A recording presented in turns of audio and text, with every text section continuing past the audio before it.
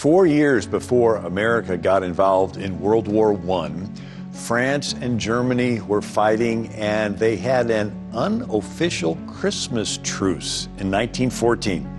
When the First World War began, the people on the ground were realizing that this was ambitions by their leaders, not by the people. And so these British women suffragists sent an open Christmas letter to the women of Germany and Austria, imploring peace as the first Christmas of the war approached. Pope Benedict XV, he gets involved December 7th, 1914, begging for a truce, asking, quote, that the guns may fall silent, at least upon the night the angels sang. These requests were officially rebuffed. England said no, Germany said no, France said no. Nevertheless, on Christmas Eve, 1914, an estimated 100,000 British, French, and German troops were near Ypres in Belgium along the Western Front, and they ceased fighting. So this isn't organized, it just is the soldiers on the ground. They decided they did not want to fight.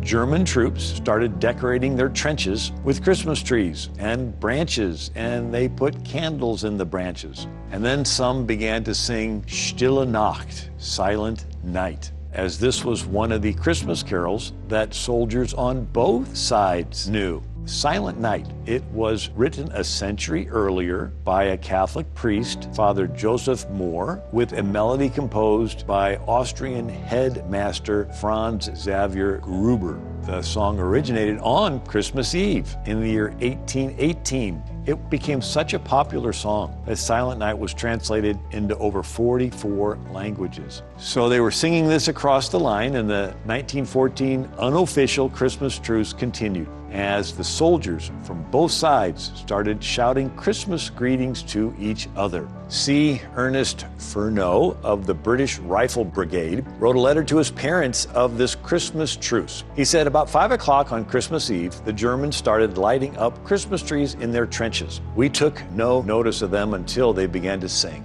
Then we began to cheer them and talk to one another as we were only about 80 yards apart. So by the light of their searchlights, our officers went across halfway, and their officers came to meet them. They shook hands and conversed for a while. It was agreed that we should have a day off, and they would fire the first shot to start again. So from 5 o'clock on Christmas Eve until 10 o'clock this morning, and he's writing on December 26, neither side has fired, only walked about. Some of the Germans came across to us, and we shook hands and had some chocolate and cigars from them.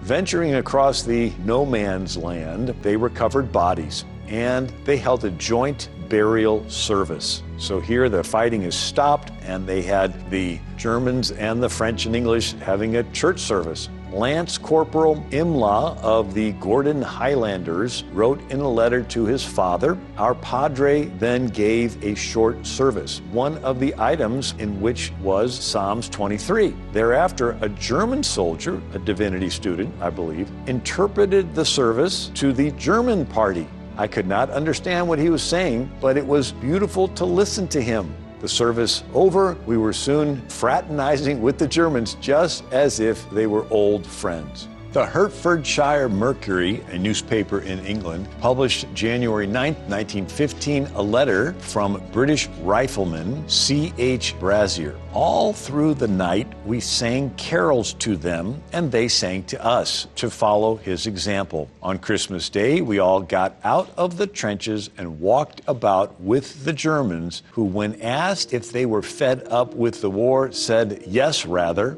They all believed that London had been captured and that German sentries were outside of Buckingham Palace. They are evidently told a lot of rot. We gave them some of our newspapers to convince them. The soldiers even played soccer together. The Germans won 3-2. In Christmas Truce by Malcolm Brown and Shirley Seaton, they recorded, there was a general handshaking. The dead were buried, cigars, cigarettes, and newspapers were exchanged, and a general celebration ensued. Then the Frenchmen suggested that we shoot no longer, promised that they themselves would not resume hostilities in that event. When General Sir Horace Smith Dorrien, commander of the British Second Corps, heard what was happening, he was irate and issued strict orders forbidding friendly communication with the opposing German troops. Someone else who was opposed to the truce was a young corporal in the 16th Bavarian Reserve Infantry named Adolf Hitler. After World War I ended, Woodrow Wilson gave an appeal, December 8th of 1918, for support of the Red Cross. He said, 1 year ago, 22 million Americans, by enrolling as members of the Red Cross at Christmas time, sent to the men who were fighting our battles overseas a stimulating message of cheer and goodwill. Now, by God's grace, the Red Cross Christmas message of 1918 is to be a message of peace as well as a message of goodwill. I hope you found this interesting, this Christmas truce of 1914. God bless.